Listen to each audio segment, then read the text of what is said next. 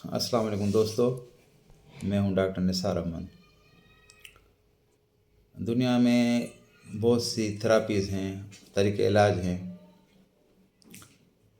जैसे तिब में इखलात पे बहस किया जाता है कि 4 इखलात हैं: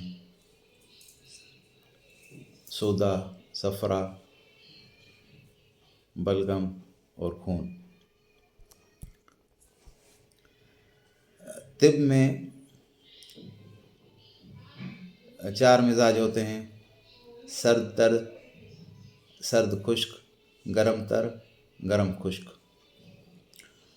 जो भी हम तिब में चीज़ें इस्तेमाल करते हैं, जो फ्रूट खाते हैं, जो सब्ज़ियां खाते हैं, जो हर्ब्स इस्तेमाल करते हैं, उनका मकसद ये होता है कि जिस्म में इन इख्तिलात को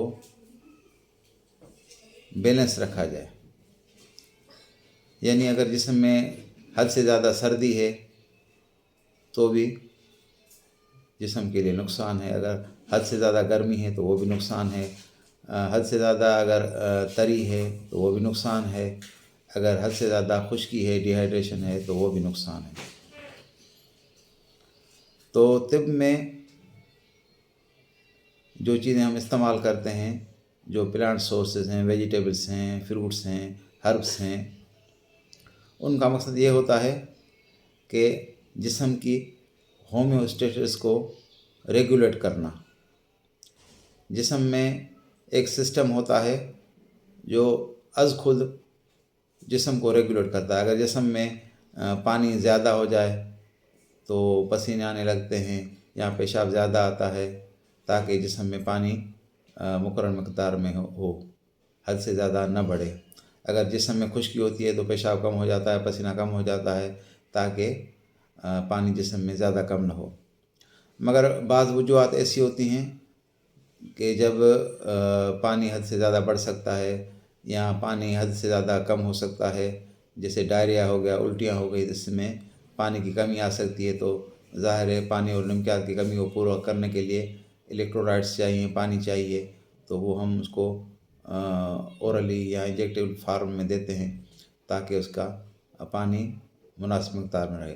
अगर किसी को बहुत ज़्यादा गर्मी है तो उसको ठंडी चीज़ें कहते हैं कि ठंडी चीज़ें इस्तेमाल करो। अगर किसको ज़्यादा गर्मी है तो उनको कहते हैं कि ठंडी चीज़ें इस्तेमाल करो। अगर उसको जिस्म में ज़्यादा ठंडक है तो उनको कहते हैं कि गर्म चीज़ें इस्तेमाल करो। मकसद ये है कि जिस्म का होम्योस्टेटस बरकरार रहे, जिसमें इंसान का टेम्परेचर है, जिसमें ब्लड प्रेशर है, जिसमें ऑक्सीजन है, ये चीज़ें बरकरार रहें।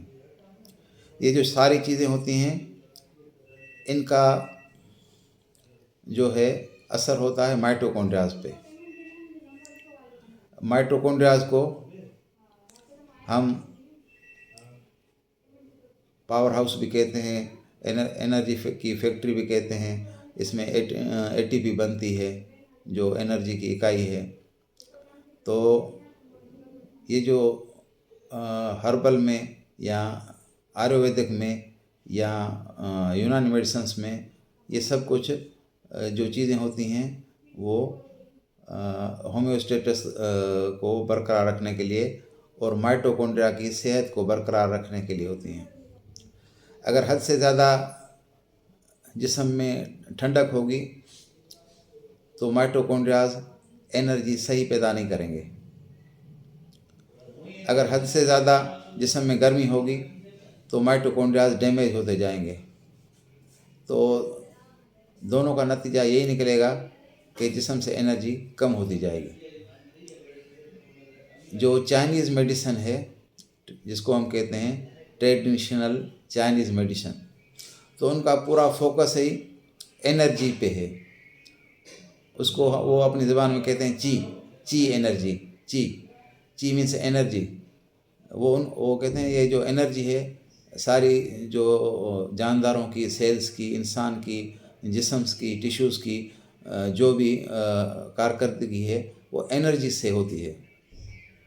तो हम जो भी प्लांट्स यूज़ करते हैं, जो भी टेक्निक्स यूज़ करते हैं, एक्यूपंक्चर करते हैं या मेडिसिन यूज़ करते हैं, हर्बल्स यूज़ करते हैं, تو وہ ہم انرجی کو سیو کرنے کے لیے، انرجی کو پروڈیوس کرنے کے لیے کرتے ہیں۔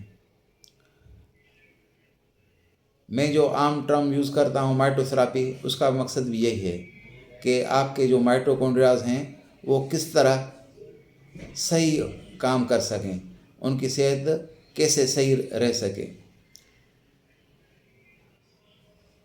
یہ مائٹوکونڈریاز کو صحیح رکھنے کے لیے ڈفرینٹ تھراپیز میں، مختلف تھراپیز میں مختلف ٹیکنکس ہوتے ہیں۔ ہم جو مائٹوتھراپی میں جو ٹیکنکس یوز کرتے ہیں اس میں بایو ریگولیٹری میڈیسن یوز کرتے ہیں اور گیسو ٹرانسمیٹرس یوز کرتے ہیں۔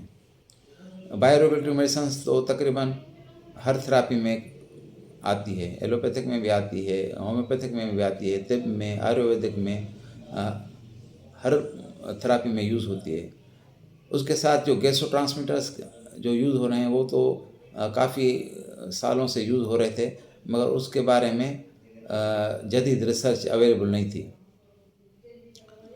ابھی ماشاءاللہ اس کے بارے میں جدید ریسرچ آ گئی ہے۔ اگر آپ لکھیں گے role of gasotransmitters in human body, role of gasotransmitters in neuromodulation, role of gasotransmitters in immune system, role of gasotransmitters in genetics, تو ساری ریسرچ آ جائیں گی۔ ایک بہترین ویب سائٹ ہے، وہ میں آپ کو بتاتا ہوں۔ اس میں آپ لکھیں role of gasotransmitters in health and disease, science direct.